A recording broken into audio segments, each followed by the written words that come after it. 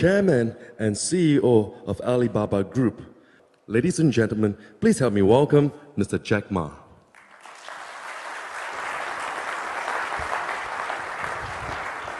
Thank you. Yeah. Thank you very much, dear Minister, ladies and gentlemen.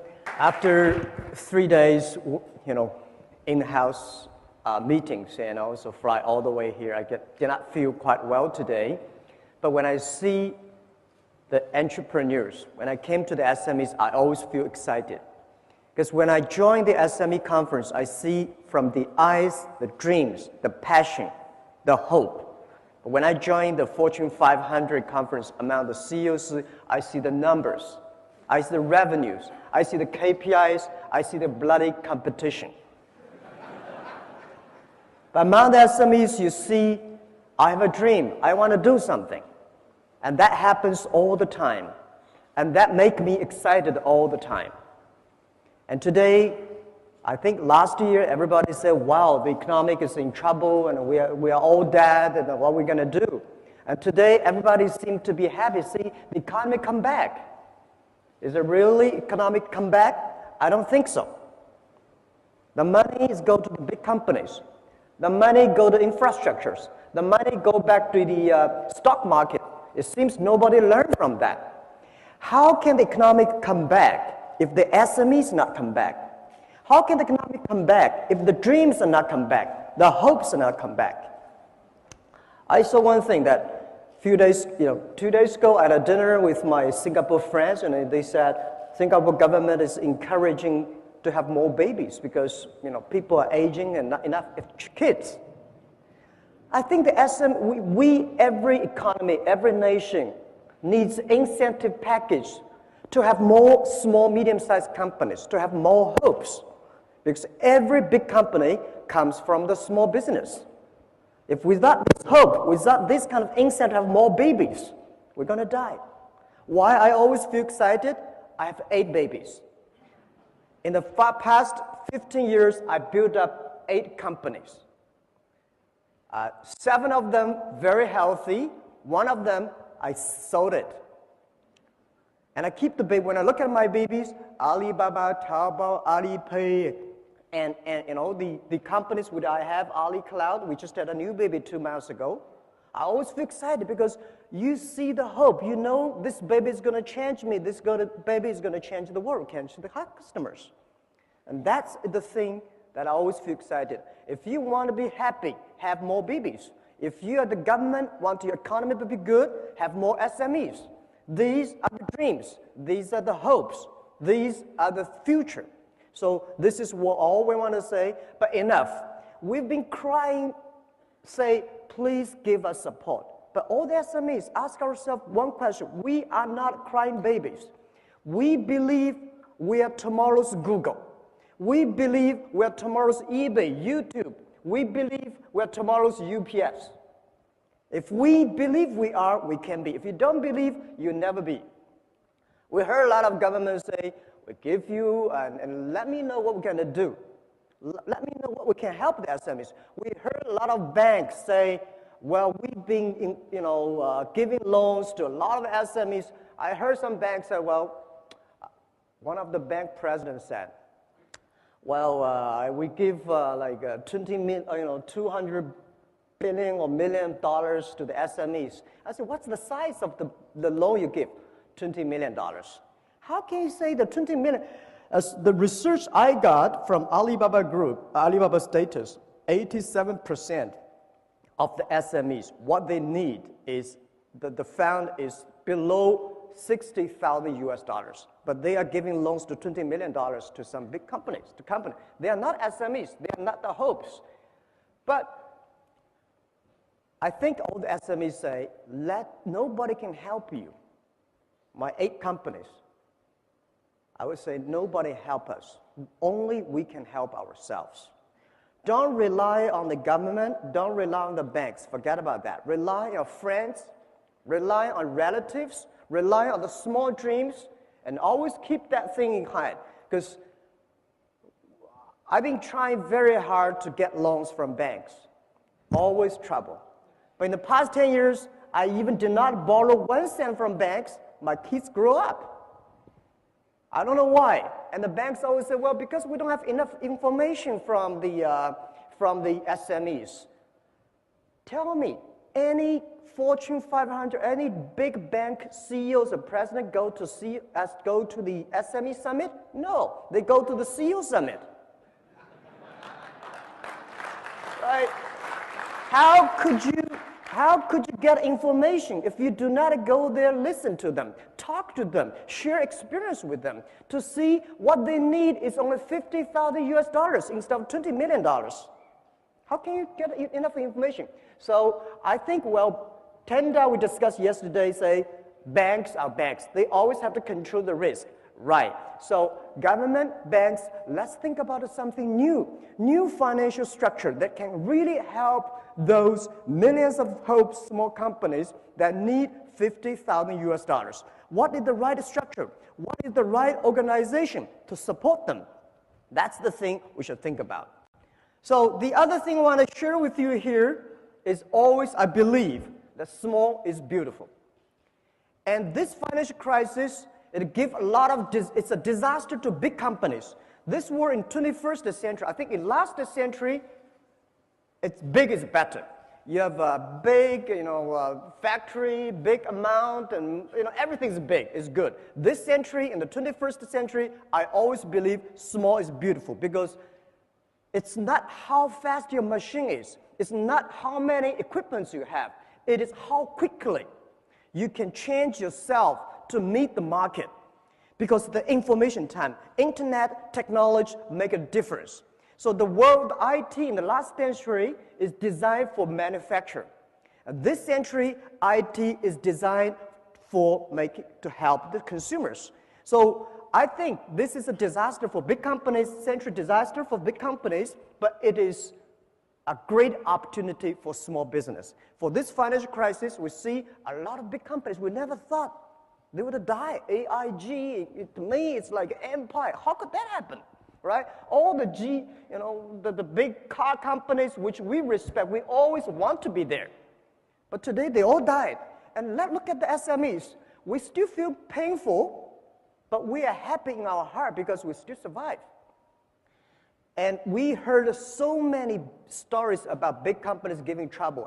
And I see the society, the government paid too much attention to these big troublemakers. They are the troublemakers. And we give them enough support. Let them die. It's the time for them to die because they make troubles.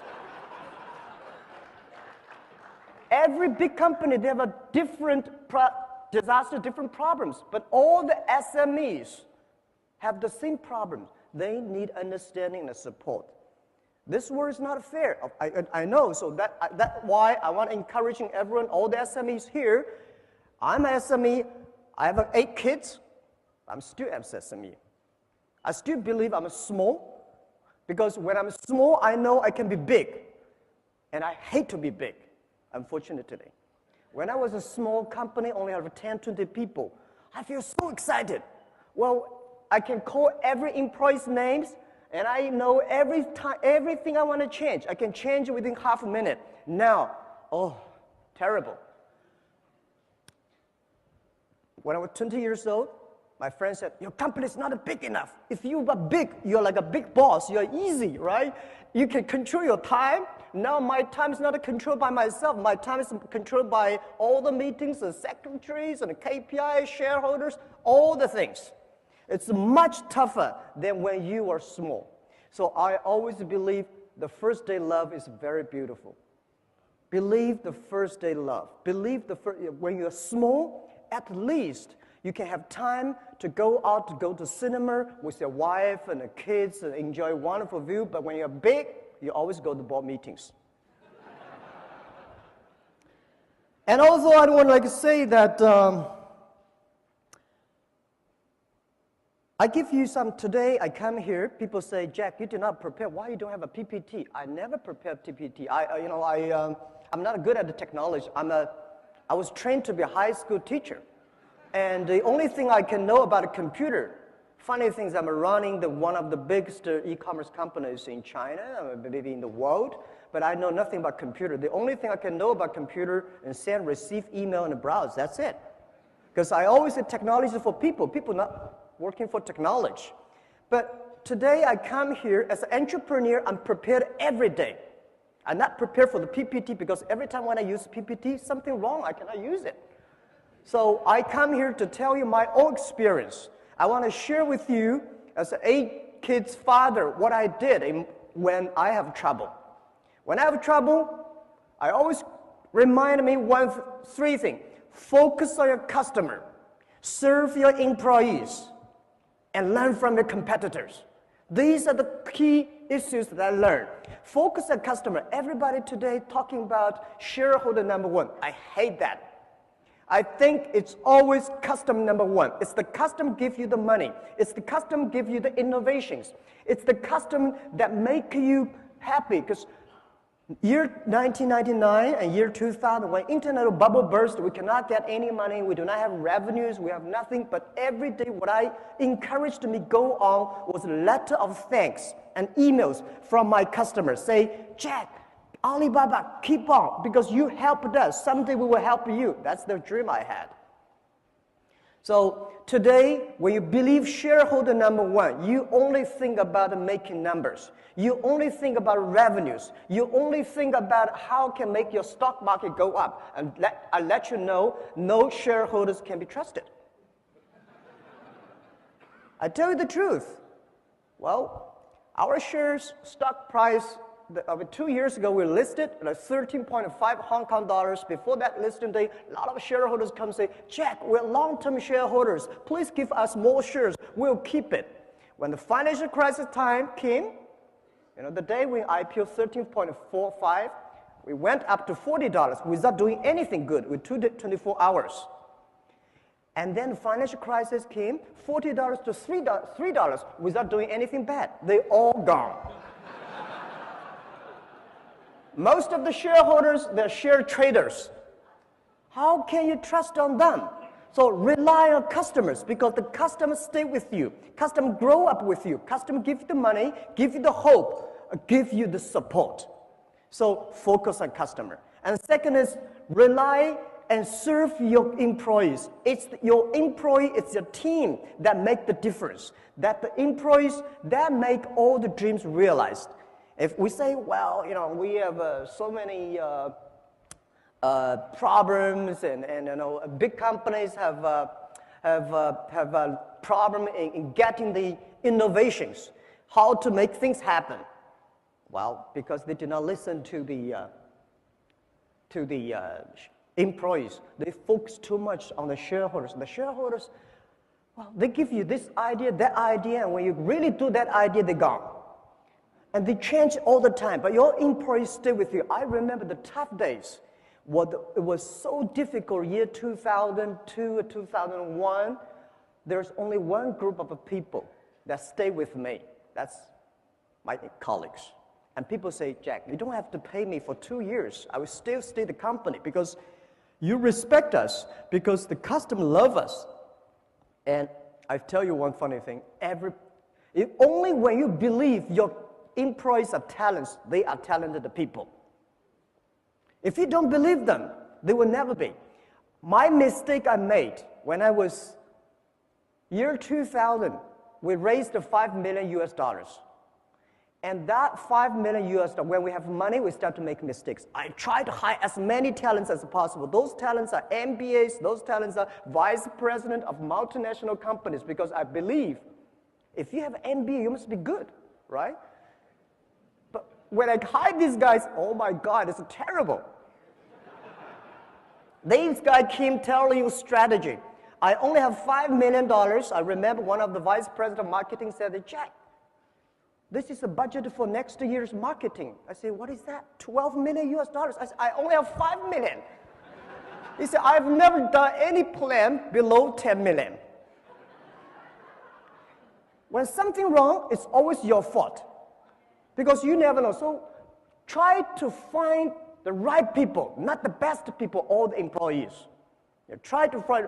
So if you try to hire great people in your own company, which your company is not good enough at that time, just like a poor Boeing 7, if you want to put a Boeing 747 into a poor tractor, when that grows, your tractor never fly into pieces.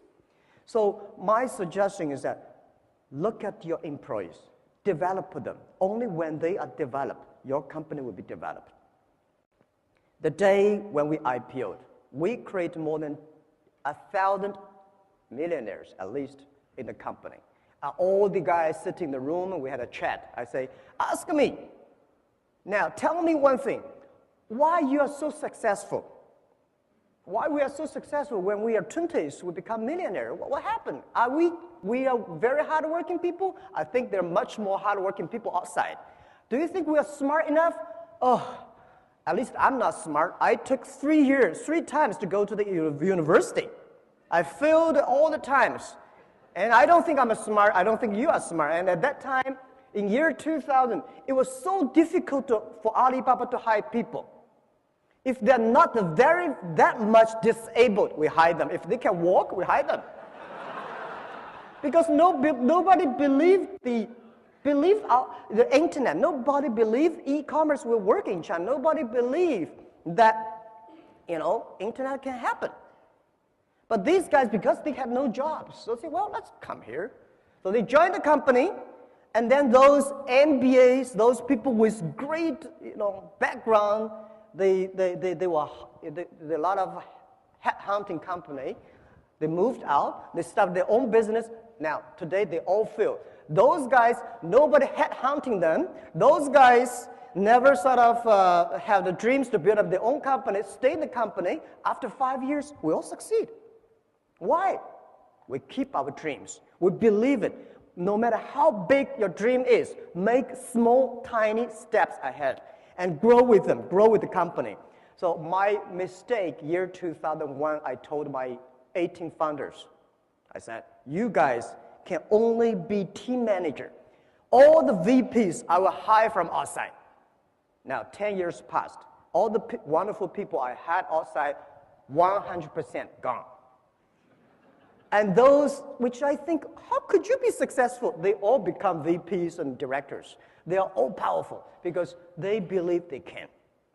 So I want to tell everybody here, we are small, but care your employees. These are the people. They have families, they have dreams. They come here not only for the jobs, they come here with a dream to share with you. And the third thing is learn from your competitors. Don't hate your competitors. Big companies hate competitors. I love my competitors. Without competitors, we will never grow that much fast. Year 2003, when we start, Taobao is a C2C auction model. eBay, my competitor at that time, is $80 billion market cap. We, small, tiny, but we start to compete. It's a lot of fun to compete with big guys. If I start to have a boxing with Mike Tyson, I'm honored, If you have a chance to compete with somebody, if it is a great competitor, you learned. We learn from our competitors. We respect them. Everything they move, you grow. And the other thing I want to share with you is that competitors are the best laboratory for you. Because competitors study you. Any innovative ideas they come, you learn that. Don't copy them, learn from them. So I love my competitors. Every time when I look at them, I always admire. But in China, people say, Jack, you're so crazy. Because 4 years ago, I said, when I look at my telescope, I never see my competitors. And people say, how could you be that 狂妄, And I say, no, I'm looking for examples, models. Why should I looking for competitors? Competitors are everywhere. And when you compete, having fun, the most interesting part of the business is competition. To make your competitors angry, to make your competitors jumping around, that's the skill you should have. Not make yourself jumping around and angry, right? Business is such a great fun. When I compete, if I got angry, if I jumping around, I know something wrong. Because this is a wrong strategy to compete. When you compete, not purposely make your your competitor unhappy. If they are unhappy, if they're jumping around, if they try to use money to cure everything, you start to win because they start to lose money. When your competitors start using money to compete with you, they start to lose. Business is about wisdom. Business is about hope. Business is about courage. So these are all the skills, and nobody comfort us. I learned to use my right hand to comfort my left hand when I'm in trouble.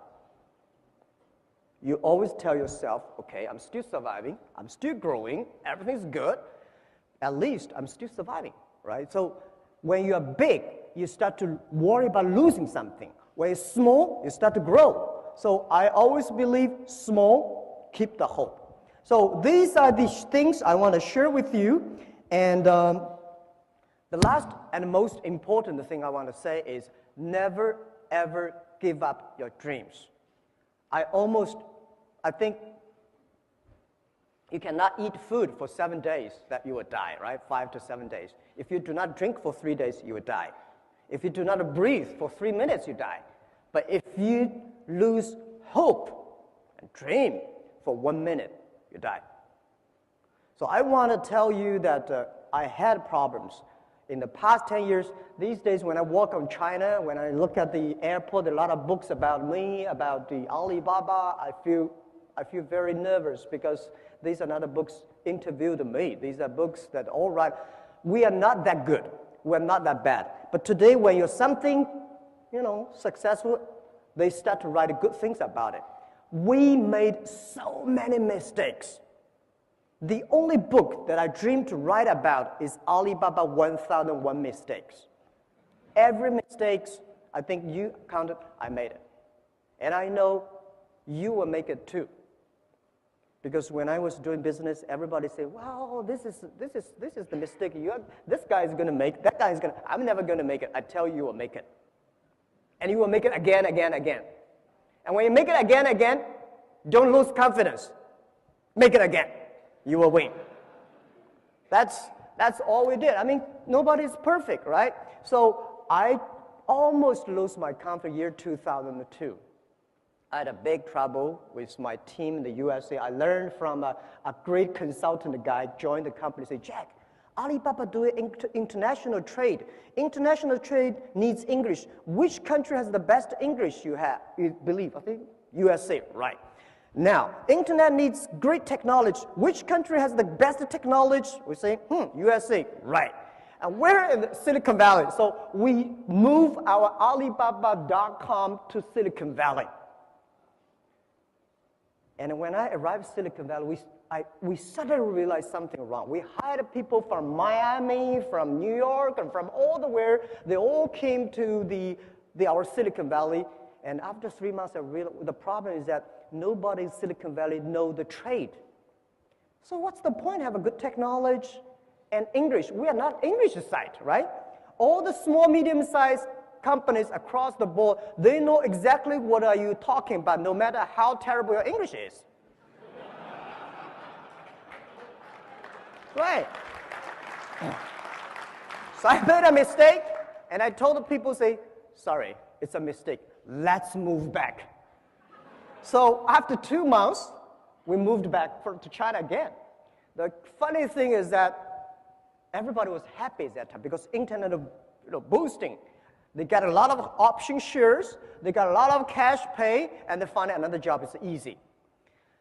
And nobody wanted the shares. We give them 1 cent per share. No, share, we want a cash. Now you know they don't believe your dreams. If they believe the dreams, give them the shares, 1 cent. If they don't believe, I want a cash, let them go. And I was so disappointed. A lot of people we hired, they did not want. They want a cash. No matter how wonderful, at that time, it's easy to raise money. People still want a cash. So I said, okay, let's forget it. And I worked for about half an hour on the Beijing street. My colleague was with me. And then I told myself, go to bed, sleep, tomorrow again. So we started. Today, things changed. So I want to tell you, never ever give up your dreams. And today, I encourage myself and our team. It reminds us one thing that always, and I want to share with you, finish my speech, that today is very difficult. Tomorrow is much more difficult. But the day after tomorrow is very beautiful. Most people die tomorrow evening. You will never be able to see the day after tomorrow's sunshine.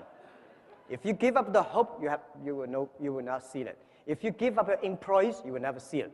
If you give up your customers, you will dead. But if you give up shareholders, you will get a better one. Thank you.